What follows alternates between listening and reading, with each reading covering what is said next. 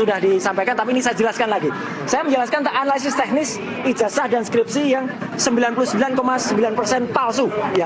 Dan saya terbuka sekali, kami terbuka.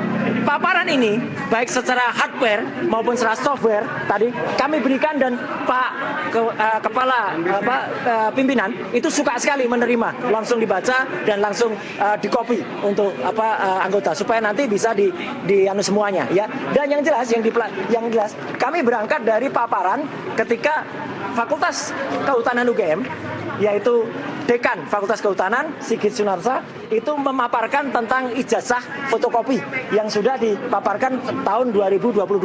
Salah satu TV waktu itu yang mewawancarai dia, dan ini saya gunakan sebagai alas hukum pertama. Artinya ada fotokopi ijazah yang kemudian bisa kita analisis. Tapi kemudian saya sama dengan Dr. Ismon, karena itu hanya berupa fotokopi dan masih hitam bergerak sampai ada seorang kader dari Partai Solidaritas Indonesia, si Dian Sandi, itu mengupload. Nah, karena ada ini, sekali lagi saya katakan, justru sebenarnya postingan dari Dian Sandi inilah yang kemudian membuat gaduh, membuat heboh. Karena dengan adanya foto paparan yang berwarna ini, dan dikatakan asli, Dr. Isman kemudian nanti akan cerita, kemudian akan meneliti soal cap yang ternyata tertempel oleh pas foto, ya. Dan itu jelas banget tadi penjelasannya, jelas banget pakai red, green, blue, berapa skalanya clear banget, ya. Jadi ini kemudian kita teliti dengan ELA, Error Level Analysis. Dan meskipun ELA ini sudah kami sampaikan, saya tunjukkan yang namanya ELA itu adalah untuk memeriksa kalau sebuah gambar atau itu sebuah ijazah banyak rekayasanya pasti akan error. Teman-teman lihat, ini ijazah saya tahun 91. Dengan dikoreksi pakai ELA, dengan dites pakai ELA, masih ada huruf-hurufnya masih kelihatan. Bahkan kalau ini full di ELA, teman-teman bisa lihat bekas jejaknya. Tuh, masih ada. Artinya ini asli. Itu legislasinya juga masih ada, ya, legalitasnya masih ada. Pas foto saya juga masih kelihatan, logo UGM masih kelihatan. Nah, pasti pada bertanya, gimana jika ijazahnya Joko Widodo kalau di ELA? Ini hasilnya. Nah, sorry, separuh dulu biar nggak langsung lihat kacau. Nah, lihat, ini ijazahnya yang disebut-sebut ijazah Joko Widodo. Runyam. Begitu di ELA hancur dia. Artinya ijazah ini sudah direkayasa pada bagian logo, pada bagian foto. Bahkan ketika kita ELA secara full, kelihatan sekali. Tuh, hancur. Sekali lagi, semua presentasi ini tadi saya paparkan dan tanpa terputus, dan pimpinan rapat senang sekali dengan rapat karena ini benar-benar sangat signifikan dan definitif. Kedua, soal foto. Foto saya sampaikan bahwa kalau foto itu asli, ini foto di ijazah saya tadi dengan foto saya sekarang. Ada software yang namanya face comparison, itu akan mengatakan match. Mau kita tahun berapapun, tua sekalipun, software ini ngerti, dia punya algoritma yang bisa mengerti, itu match. Kemudian kalau foto di ijazah Jokowi ditampilkan dengan fotonya Jokowi sekarang, apa hasilnya? Ini, not match, tidak cocok. Foto di ijazah Jokowi tidak cocok dengan wajah Jokowi. Clear, ya. Terus kemudian cocoknya dengan siapa? Nah, saya memeriksa banyak foto. Akhirnya masuklah foto seseorang namanya Dumatno Budi Utomo. Ini kemudian ada yang cerita, oh, tahun 8 tahun, ya bukan tahun 85 ini dipalsukan. Tahun berapa dipalsukan? Nah, itu nanti akan terjawab. Apakah tahun 2012, apakah tahun 2017, itu nanti akan terjawab. Dan kalau diperlukan itu bisa kita paparkan juga. Nah, yang jelas apa? Kemudian kita periksa sekarang, ini yang paling penting. Soal identik atau tidak identik. Ijazahnya Joko Widodo pada Pak Dirtipidum, Pak Juandani. Karena Bapak menampilkan ini, yang saya tampilkan ini bukan lagi punyanya PSI. Karena ini yang ditampilkan di Barreskrim. Karena ini yang dianggap resmi, meskipun ini fotokopi, ini lipatan. Teman-teman lihat, 1120. Saya menggunakan 3 ijazah pembanding dan saya transparan, terbuka. Tidak ditutup-tutupi ijazahnya yang mana. Itu tadi saya tantang, saya challenge. Jadi kalau Barreskrim, Pak Juandani senyum tadi. Tolong tampilkan nomor ijazahnya. Ini nomor ijazahnya. 1115 milik Fronojiwo. Saya berani tampilkan ijazahnya untuk pembanding. Jadi kalau Pak Fronojiwo tadi bahkan dikatakan Berani nggak kalau nanti Pak Pronojiwo dihadirkan? Sangat berani, ya. 11-15 Pronojiwo, kecuali yang ini. Nah, tadi ketika yang ini nggak mau ditampilkan nggak mungkin, karena beliau sudah meninggal, ya. Ini Pak Hari Mulyono, almarhum, 11-16, ya.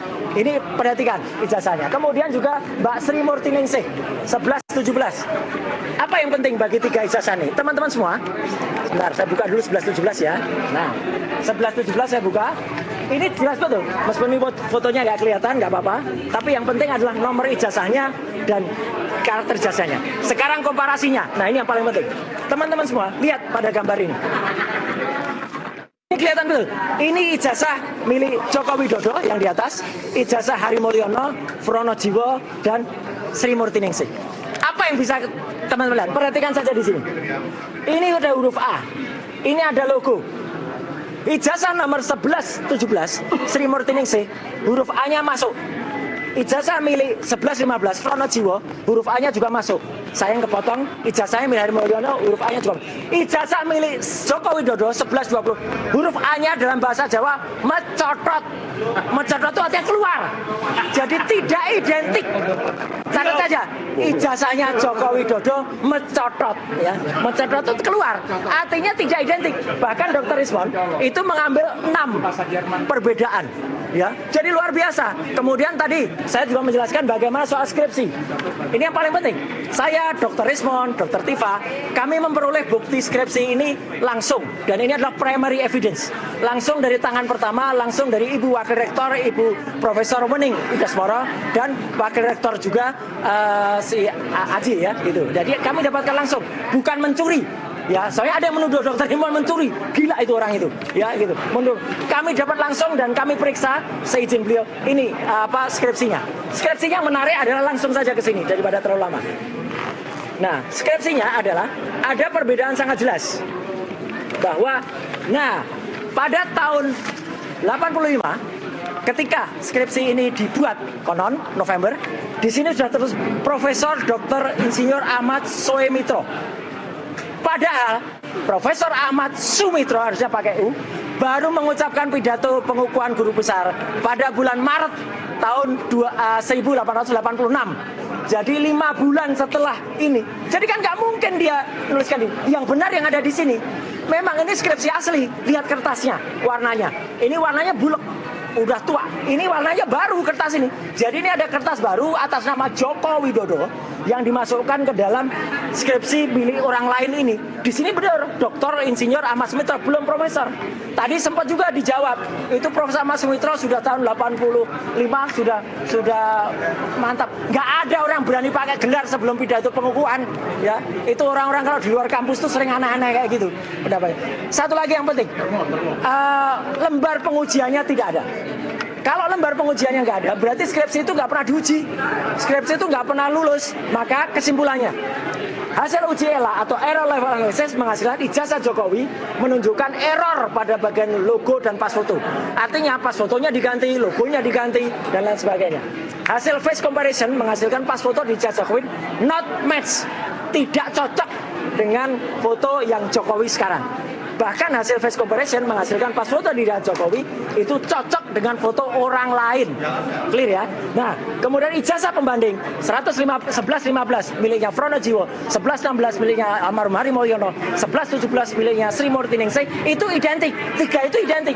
Tapi yang 3 identik ini tidak identik dengan ijazah 1120 milik Joko Widodo. Jadi ijazah Joko Widodo tidak identik. Clear, dan ijazah pembandingnya jelas. Palsu. Kemudian palsu atau nama Dr. Insinyur Ahmad Sumitro di ucapan terima kasih itu sudah bergelar profesor. Padahal dia belum profesor pada November 85 karena pidato pengangkatannya Maret. Nah, jadi itu yang penting. Beliau dikukuhkan menjadi guru besar. Dan terakhir, tidak ada lembar pengujian yang sangat penting di skripsi itu. Tidak ada lembar pengujian. Klausul yang paling bawah ini yang paling penting. Kalau cacat, skripsinya cacat, maka itu tidak akan lulus. Dan kalau orang yang nggak lulus, nggak akan punya ijazah. Dan sekaligus kami berdua tadi tersenyum di dalam, karena kami sempat disinggung-singgung soal keahlian kami. Saya tunjukkan tadi dengan berbagai dokumen, kemudian berbagai sertifikat, berbagai pengakuan dari DPR, dari Kementerian Kominfo waktu itu, bahkan dari Mabes Polri, kita sah semuanya. Dan lucunya orang yang men-challenge kami itu tadi katanya mengaku ahli digital forensik, ternyata ahli sastra, ya. Karena dia nggak punya presentasi apapun, cuman ngomong aja bla bla bla bla bla. Kemudian sempat ini fakta ya, saya tidak menutupi, sempat di stop oleh Pak Kepala Wasidik, karena udah kamu nggak, dia mengatakan kamu loh itu, udah kamu nggak usah cerita itu, kami sudah tahu, cerita saja apa yang kamu bisa bantah untuk beliau itu, gitu. Dan ternyata nggak bisa, cuma nomor aja. Nah, biar tambahkan Dr. Risma, silakan. Jadi kesimpulannya dari hasil dalam perkara ini apa, Pak? Insya Allah kita hanya bisa berharap, ya. Kita manusia itu kan tidak mungkin sempurna. Jadi kita hanya berdoa dengan bantuan media semuanya, ya.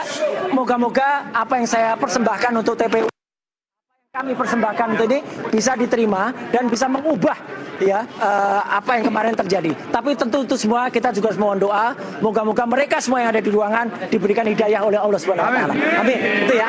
Oke. Silakan. Ya. Iya. Enggak, nanti dulu ya. Kami